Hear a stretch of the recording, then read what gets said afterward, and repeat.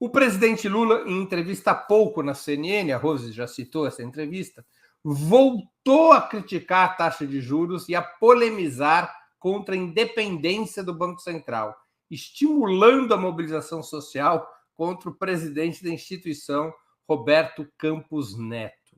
Na opinião de vocês, e alguns já se referiram a isso, o presidente acerta ao trazer a política monetária para o lugar principal do debate político? Jones Manuel, com a palavra. Veja, eu acho que repare, tem um ponto importante, né? É como esse governo, tranquilo, beleza. Só que há uma predisposição da população a ter uma paciência maior no começo desse governo. Então é muito difícil você formar um caldo para derrubar um governo ou para, por exemplo, fazer um impeachment ou para emparedar um governo nos primeiros 6 meses, a não ser numa situação atípica como foi, por exemplo, a vitória de Dilma em 2014. Mas é uma predisposição... Ou desde que você não viva no Peru, né? Exatamente. Mas aí, enfim, é uma situação de crise permanente, intensificada e por aí vai. Então, é importante para o presidente Lula manter conseguir uma política de geração de emprego, de crescimento econômico para virar o ano com a popularidade alta. Porque me parece que as tentativas de emparedar de maneira mais firme o governo, ou até iniciativas golpistas de cavar um impeachment, é o tipo de coisa que prospera a partir de 2024.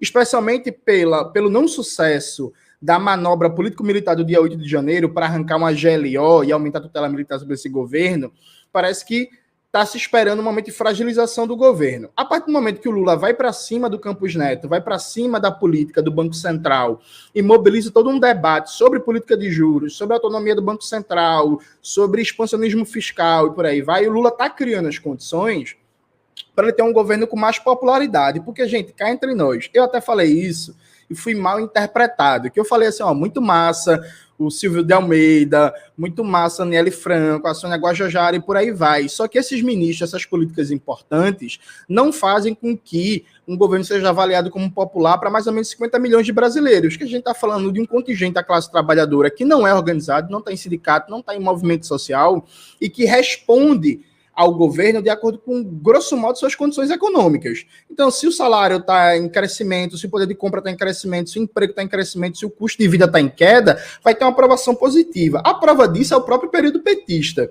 que no final do segundo mandato do Lula, a mídia batia todo dia violentamente no governo Lula, mensalão, corrupção, não sei o quê, e o Lula tinha índices de popularidade astronômicos, porque estava num momento de emprego em alta, crescimento do poder de compra do salário mínimo, redução da fome e por aí vai. Ou seja, é central aumentar a margem de governabilidade da política econômica para fazer uma política expansionista, turbinar o gasto público, gerar emprego e aproveitar oportunidades que estão colocadas. Por exemplo, o Brasil tem mais de 14 mil obras paradas que estão com licitação executada, que a característica de retomada é muito simples, é só reinjetar dinheiro. Sabe, você não precisa fazer novas licitações, novos trâmites jurídicos. Isso é fundamental para gerar emprego, por exemplo, via construção civil. Agora, para isso, é preciso aumentar o espaço. Não dá para crescer com a taxa de juros de 13% ao ano, juros reais de 8% e com a meta de inflação de 3%. Isso precisa ser derrubado, né, para ontem.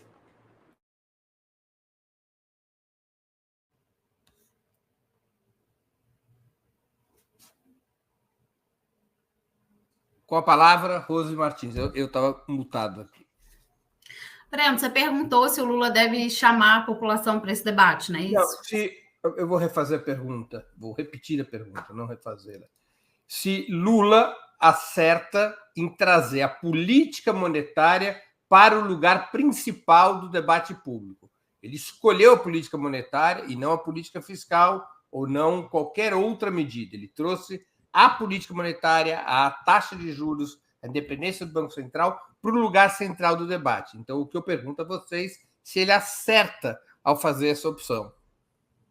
Eu acho que ele acerta em fazer essa opção e deixar claro quais são as condicionantes para promover o desenvolvimento do Brasil e cumprir as promessas de campanha.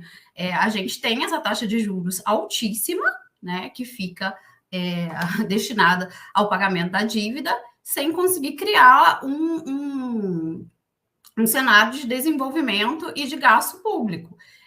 Agora, eu acho que, além de fazer isso, eu acho que o Lula vai ter que começar a pensar como que vai ser essa ação para derrubar a taxa de juros, porque qual vai ser o tipo de pressão? O que vai mudar? O Conselho Monetário Nacional vai existir uma pressão, ele vai tentar fazer uma pressão popular, ou vai tentar tirar esse presidente do Banco Central, Roberto Campos Neto? Como é que vai acontecer isso? Eu acho que tem uma questão política também, é importante o debate que ele traz, mas eu acho que o Lula vai ter que começar a dar uma resposta de como isso vai ser concretizado para ele cumprir essas promessas de campanha.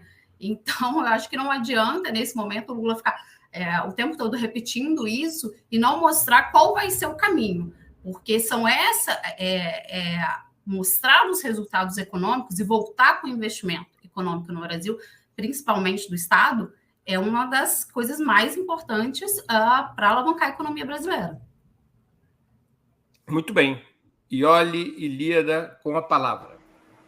Eu quero dizer para o Breno que eu sou da linha do Moisés Paulada. Lembra do Moisés Paulada, zagueiro que jogou nos anos 70 no Corinthians? E ele dizia que zagueiro que se preza não ganha, Belfort Duarte. Bom, mas deixando isso de lado... O Moisés era um zagueiro que acertava da medalhinha para cima. Daí o apelido de Moisés Paulada. Né? Ele devia ter sido impedido de jogar futebol. Mas eu acho que esse comentário tem que ser retirado do meu tempo, eu quero que ele seja restituído. Não, brincando, gente, falando sério.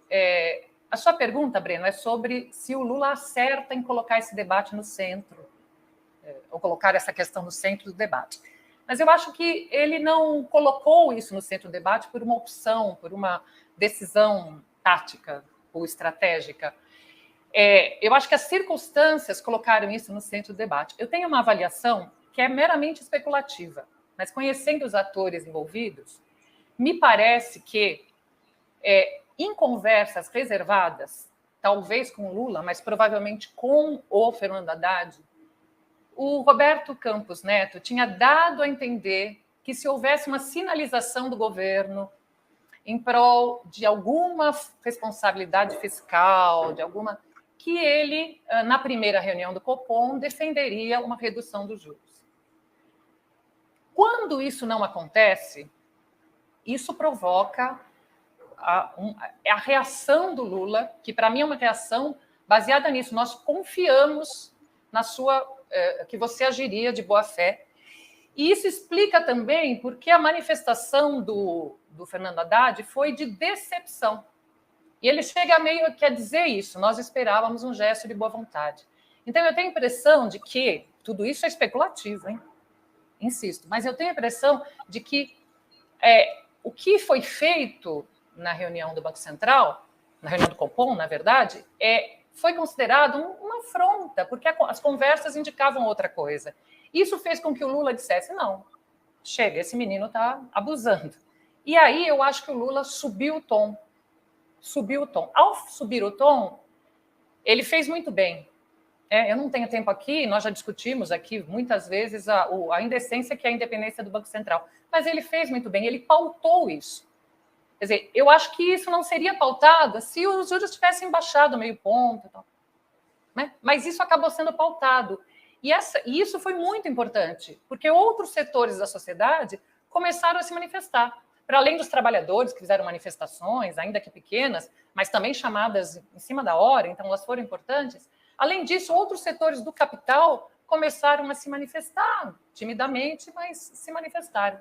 E isso, eu acho que colocou o Roberto Campos Neto num brete, quer dizer, ele também baixou o tom.